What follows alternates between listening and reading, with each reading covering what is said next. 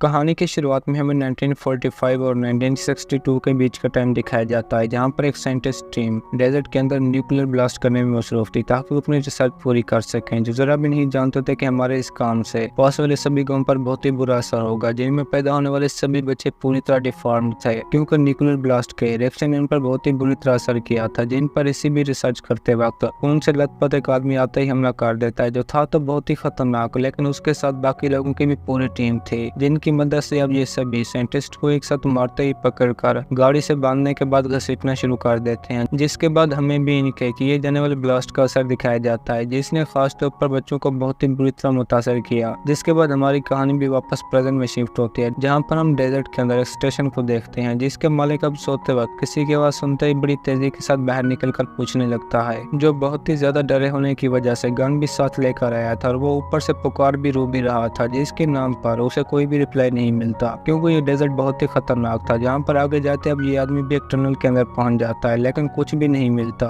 जबकि वापस आने के बाद उसे अपनी शॉप के सामने एक बैग पड़ा हुआ नजर आता है, जिसे देखकर वो पहले तो बहुत ही ज्यादा डर जाता है, लेकिन आखिर में उसे साथ लेते ही अंदर चला जाता है, क्योंकि यहाँ पर अब उसके ऊपर कोई आदमी नजर रख रहा था, जिसके बारे में ये बिना जाने जो ही बैग के अंदर वाला बॉक्स देखता है तो उसके अंदर भी एक इंसान का कान था। जिसके साथ साथ अब उस वक्त हमें भी एक और फैमिली देखने को मिलती है, जो इस खतरनाक डेजर्ट के अंदर अपनी छुट्टियां स्पेंड करने के लिए आई हुई थी, जिसमें टॉम और जेरी के साथ साथ उसके 3 बच्चे जूली, एम और पीटर भी शामिल थे। जबकि जूली अपने बच्चे और हस्बैंड के साथ आई हुई थी, जिन्होंने आगे जाने से पहले यहीं पर अपनी गाड़ी का टैंक भी फुल करा दिया था ताकि कोई भी परेशानी ना रहे। तभी एमा को उसी जगह पर एक पिगी भी देखने को मिलता है, जिसे देखने के बाद वो बहुत ही ज्यादा हैप्पी हो जाती है। लेकिन पीटर को भी बस सूसू के सिवा कुछ काम नहीं था, जिन्हें अब जाने से पहले ये आदमी एक शॉर्टकट रास्ते के बारे में भी बताता है, जहाँ पर जाना इन सभी की सबसे बड़ी गलती थी, जो बिना टाइम वेस्ट किए ही जल्दी पहुंचने के चक्कर में उसी आदमी के बताए हुए रास्ते पर निकल पड़ते हैं, जो पहाड़ों के बीचों बीच होते बस जा ही रहे थे कि तभी आगे नुकीले ट्रैप लगे होने पर उनकी गाड़ी वहीं पर ही पंचर हो जाती है, और ऊपर से इन्हें एक सीरियस एक्सीडेंट का भी सामना करना पड़ता है, जिसमें जान तो सभी की बच जाती है, लेकिन उतने में इनके साथ लाए हुए डॉगी भाग चुके थे, जिन्हें पीटर बिल्कुल भी छोड़ना नहीं चाहता था, और उसी वक्त ही अपने डॉग ब्यूटी और बीस्ट को पकड़ने के लिए पीछे चला जाता है। जबकि बाकी सब इस काम की वजह से बहुत ही ज्यादा डरे हुए थे, जो जरा भी नहीं जानते थे कि अब हमारे साथ क्या होने वाला है, क्योंकि उनके पास सिग्नल भी बिल्कुल मौजूद नहीं था जिससे वो मदद बुला सकें, और ऊपर से गाड़ी भी सेट होने का नाम नहीं ले रही थी, जो जानते थे कि अगर हम जहाँ पर फंस गए तो रात को ठंड से मर जाएंगे, लेकिन इस बात को बिल्कुल भी नहीं समझ पाते कि ये ट्रैप भी जानबूझकर लगाया गया है। तो वहीं दूसरी तरफ अब हम पीटर को देखते हैं, जो अपने डॉग को वापस लेते वक्त एक आदमी की नजर में था, जिसके बाद गाड़ी में आते ही अब फादर सभी को मदद लाने का कहता है, जहाँ पर अब फादर खुद को स्टेशन वाले आदमी के पास जाने का कहता है, जबकि जूली के हस्बैंड को उसी वक्त आगे वाले टाउन में जाने का कहता है ताकि उसे वहाँ से कोई मदद मिल जाए, क्योंकि वो टाउन भी कुछ टाइम के फासले पर ही मौजूद था, जहाँ पर जाने से पहले वो पीटर को एक गन देने के साथ साथ दूसरी खुद उठाकर वहाँ से चला जाता है, और बाकी फैमिली मेंबर अब उस जगह पर ही आराम करने लगते हैं, क्योंकि अब उनके करने के लिए भी कोई काम नहीं था। जहाँ पर गाड़ी में जाते पीटर अपनी बहन को मजाक के साथ डराने भी लगता है, जिसका उस पर भी बहुत बुरा असर होता है, और वो सब भी अपने साथ खाने का सामान भी साथ लेकर आए थे ताकि उन्हें ट्रिप में कोई भी परेशानी ना हो, जिससे वो आराम के साथ बस खाने ही वाले थे कि तभी उसी टाइम पर अब पीटर के डॉग दोबारा से डेजर्ट की तरफ भागने शुरू कर देते हैं, जिन्हें पकड़ने के लिए अब ये भी दूसरी बार उनका पीछा करने लगता है, जो इस बार बिल्कुल भी नहीं जानता था कि अब इनके साथ क्या होने वाला है, क्योंकि पीटर को उसी टाइम पर ही आगे जाते अपने सामने कुछ खून के निशान नजर आते हैं, जो उन्हें देखकर डरने की बजाय और भी आगे जाने लगता है। जहाँ पर हम ये भी देखते हैं कि इसके पीछे कुछ और लोग भी मौजूद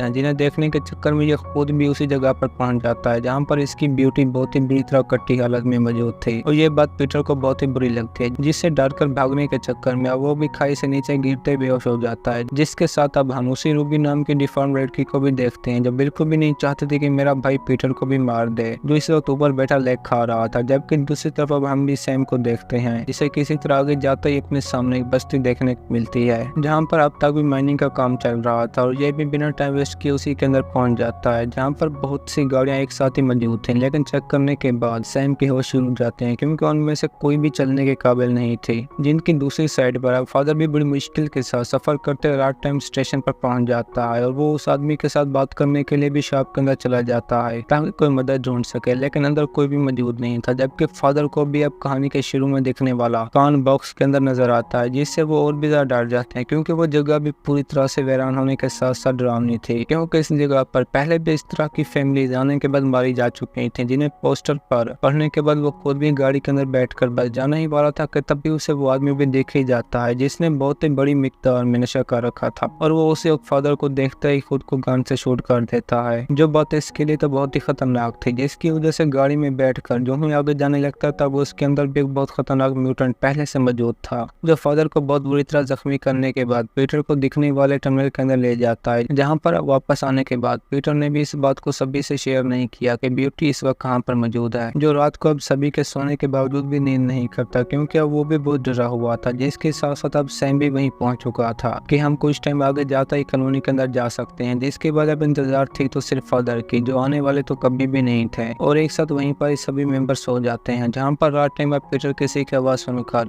नींद से जागते ही बीस्ट को लेकर डेजर्ट की तरफ चला जाता है, क्योंकि वो नहीं जानता था कि वहाँ पर कौन है, और सैम उसी के जाने के बाद अब एम्मा के पास भी एक म्यूटेंट पहुंच जाता है, जो चेहरे से तो बहुत ही खतरनाक लग रहा था, क्योंकि इन सभी का काम ही इंसानों को मारकर खाना था, जिसकी बुरी नजर अब एम्मा पर थी, और वो उसी वक्त एम्मा के जागने के बाद उससे जबरदस्ती भी करने लगता है, जिसके बारे में पीटर ने भी जूली और सैम को बता दिया था कि यहाँ पर हमारे सिवा कोई और भी मौजूद है, जिन्होंने अब इनकी गाड़ी से बाहर निकलने से पहले ही फादर को कुछ टाइम के फासले पर एक पेड़ के साथ बांधकर जिंदा जला दिया था, जिसे आगे जाने के बाद ये सभी बचाने की भी बहुत कोशिश करते हैं, लेकिन काम नहीं बनता, क्योंकि किसी के ख्याल में भी नहीं था कि एम्मा इस वक्त कहाँ पर है, जिनकी गाड़ी में अब एक और म्यूटेंट भी पहुंच चुका था, जो पहले वाले को एम्मा के साथ टाइम स्पेंड करता देखते ही पकड़ कर मारने लगता है, और आखिर में तो उसका कार भी बहुत बुरा हाल देता है, क्योंकि इस टाइम पर वो खुद भी मजे लेना चाहता था, जिसकी वजह से वहीं पर एम्मा को बहुत बुरी तरह टॉर्चर करने लगता है, जिसके बाद सुनकर अब जूली जो भी अंदर जाती है तो उसके हाथ में अब इनका बच्चा था, जो ऐसा बिल्कुल भी नहीं चाहते थे कि ये मेरे बच्चे को मार दें, जिसकी वजह से अब उन्हीं के कहने पर ही खुद इंटीमेट होने के लिए मान जाती है, जो बात इस फैमिली के लिए तो बहुत ही दर्दनाक थी, जिन्होंने उसी वक्त मोम के आने पर उसे भी मार दिया था, जबकि छोड़ते जूली को भी नहीं है, जिसे स्क्रू मारने पर उसी वक्त ही गन से शूट करने के बाद बच्चा लेकर भाग जाते हैं, जो बात सैम और पीटर वापस आने के बाद बिल्कुल भी बर्दाश्त नहीं कर पाते, क्योंकि रास्ते में से एक को भी उसने वहीं पर ही मार दिया था, जहाँ पर दूसरी तरफ एम्मा का भी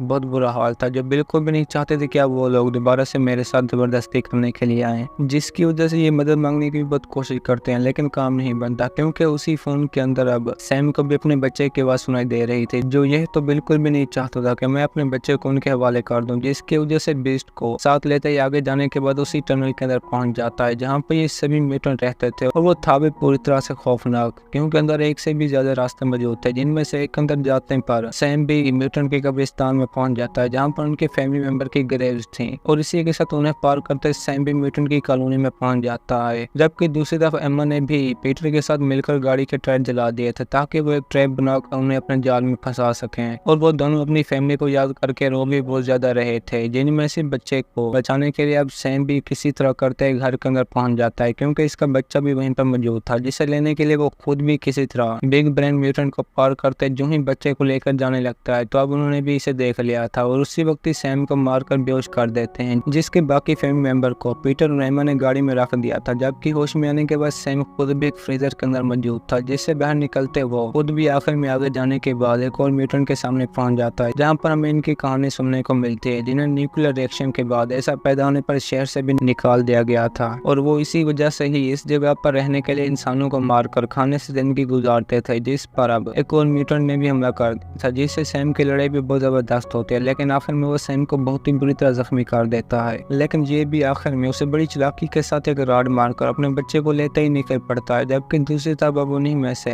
एक म्यूटेंट पीटर के पास आते ही मोम की बॉडी उठाकर ले जाता है, जो कोई और नहीं बल्कि बाकी म्यूटेंट का बाप था, जिसे मोम की बॉडी खाता हुआ देखते अब ये खुद भी उसे अपने साथ ले आने के बाद ट्रैप के अंदर फंसा देते हैं, जो इन्होंने गाड़ी के अंदर लगा रखा था, और खुद भी उस वक्त गाड़ी से बाहर निकलते ब्लास्ट कर देते हैं, जिससे इसकी तो वहीं पर ही मौत हो जाती है, और कुछ टाइम के बाद अब सैम भी अपने बच्चे को लेकर इन्हीं के पास पहुंच जाता है, जिसे देखते ही ये दोनों उसके गले लग जाते हैं, लेकिन अब भी खतरा पूरी तरह से खत्म नहीं हुआ था, क्योंकि एक आदमी की नजर अब तक भी इन पर थी, और इसी के साथ हमारी भी आज की ये कहानी खत्म होती है। दोस्तों, अगर आपको हमारी कहानी पसंद आई हो तो वीडियो को लाइक और चैनल को सब्सक्राइब जरूर कीजिए।